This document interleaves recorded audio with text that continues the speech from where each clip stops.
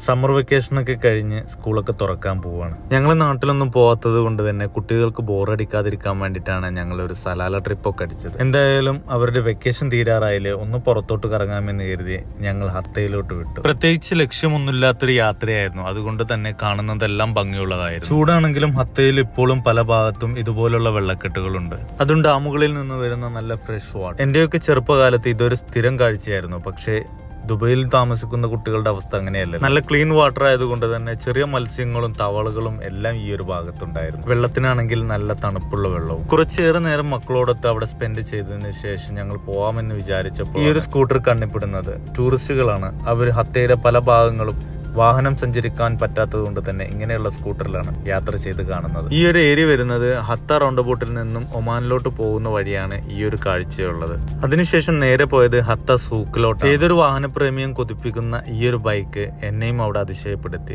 കുറച്ചു നേരം അവിടെ ഇവിടെയെല്ലാം നോക്കിക്കൊണ്ട് ഫോട്ടോയും എടുത്ത് ഞങ്ങൾ അവിടെ നിന്നിറങ്ങി. തിരിച്ച് ദുബൈയിലോട്ട് പോരുന്ന വഴി വൈഫാണ് വാഹനം എടുത്തത്. പുറകിൽ മക്കള് കഥകളൊക്കെ പറഞ്ഞ്. അങ്ങനെ താങ്ക് യു സോ മച്ച്.